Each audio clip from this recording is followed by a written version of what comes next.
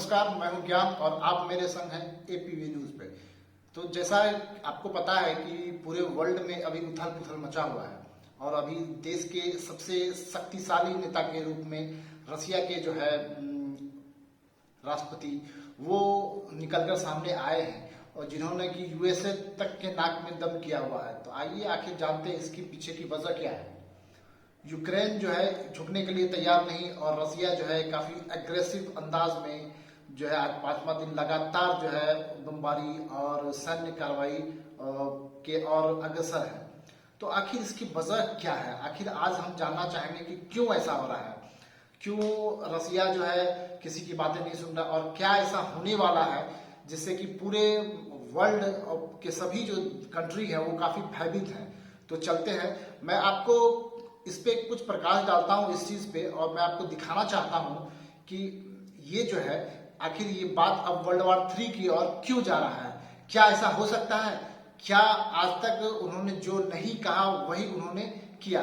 तो चलते हैं, आप मेरे वीडियो में लास्ट तक आप बने रहे और मैं आपको आज हर चीज आपके सामने जो है बारीकी से समझाऊंगा और आप लोग इस चीज को समझ के अपना कमेंट सेक्शन में मुझे कमेंट बताएंगे कि एक्चुअल में होना क्या चाहिए। और हमारे देश के जो प्रधानमंत्री माननीय मोदी जी हैं अभी वो इस पे खुल के कुछ प्रतिक्रिया नहीं दे रहे हैं, आखिर वो भी जानेंगे कि ऐसा क्यों।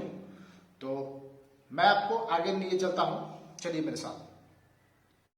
आइए जानते हैं क्यों इतना सभी कोई परेशान है और इतने ताकतवर देश के राष्ट्रपति है उनका क्या कहना था। तो साल 2018 में एक डॉक्यूमेंट्री आई थी, तो उसमें राष्ट्रपति पुतिन ने टिप्पणी की थी कि अगर कोई रूस का सफाया करने का फैसला करता है तो हमें जवाब देने का कानूनी अधिकार है। हाँ, ये मानवता और दुनिया के लिए आपदा होगी, लेकिन मैं रूस का नागरिक हूँ और इस देश का राष्ट्रपति भी। हमें ऐसी दुनिया की ज़रूरत क्यों जिसमें रूस ना हो। तो अब 2022 की बात करते हैं। पुतिन ने यूक्रेन के खिलाफ पूरी क्षमता के साथ जंग छेड़ दी है, लेकिन यूक्रेनी सशस्त्र बल भी कड़ा प्रतिरोध कर रहे हैं। तो क्रेमलिन को चौंकाते हुए उसकी अर्थव्यवस्था को पंगु बनाने के इरादे से संभावित प्रतिबंधों को लेकर पश्चिमी देश भी एकजुट हो गए। इसके बाद ये संभव है कि पुतिन के सिस्टम का अस्तित्व ही खतरे में आ गया हो। वो कहते हैं कि उनके पास एक विकल्प ये है कि वो यूरोप को गैस आपूर्ति रोक दे, इससे यूरोपीय देश झुक सकते हैं। एक अन्य विकल्प है ब्रिटेन और डेनमार्क के बीच नॉर्थ सी में कहीं परमाणु हथियार का इस्तेमाल कर दे और देखे कि क्या होता है। अगर व्लादिमीर पुतिन परमाणु वाला विकल्प चुनते हैं तो क्या कोई उनका करीबी उन्हें रोकने में कामयाब हो सकता है?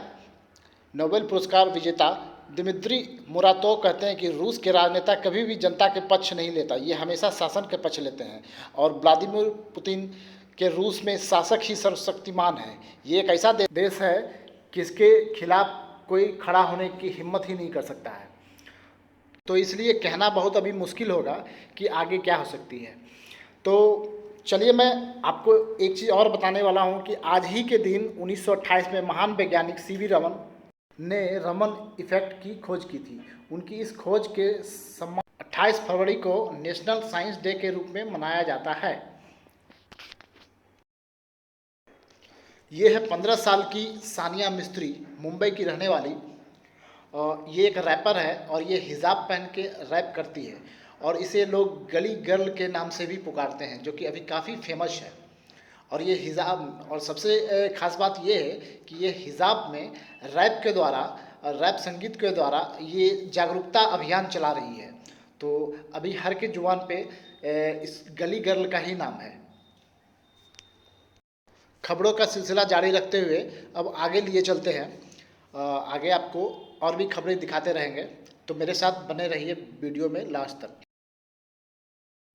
जैसा कि आप लोग को पता है, कल शिवरात्रि का त्यौहार है और पूरे भारतवर्ष में जो है काफ़ी धूमधाम से ये शिवरात्रि का त्यौहार मनाया जाता है। तो मैं आपको आज ये बताने वाला हूँ कि क्यों इतना खास शिवरात्रि का जो पर्व होता है पूरे भारतवर्ष में हर्षोल्लास के साथ मनाया जाता है। भक्तजनों में काफ़ी ज़्यादा उत्साह और उल्लास है कल के शिव जी की जो बारात और शादी को लेके। और ये मैं बताना चाहूँगा कि हमारे बाबा धाम में बाबा का जो जल का जो संध्या काल में चौथे पहर में जो जलाभिषेक होता है, जो उनको नहाया जाता है, तो वो हमारे उत्तर वाहिनी घाट गंगा जी के पानी यानी सुल्तानगंज उत्तर वाहिनी गंगा है, वहाँ का ही पानी वहाँ भेजा जाता है। उसके बाद ही वहाँ से जो है वो पानी में शिव जी को स्नान करवाने के बाद वहाँ से शिव जी की बारात को लेके शादी के लिए प्रस्थान किया जाता है। तो इस पे भी प्रकाश डालेंगे और मैं आगे और भी कुछ बताने वाला हूँ कि शिवरात्रि का जो है महत्व क्या है, इसमें क्या कैसी पूजा अर्चना की जानी चाहिए। तो मेरे साथ आप ये आर्टिकल्स देखें।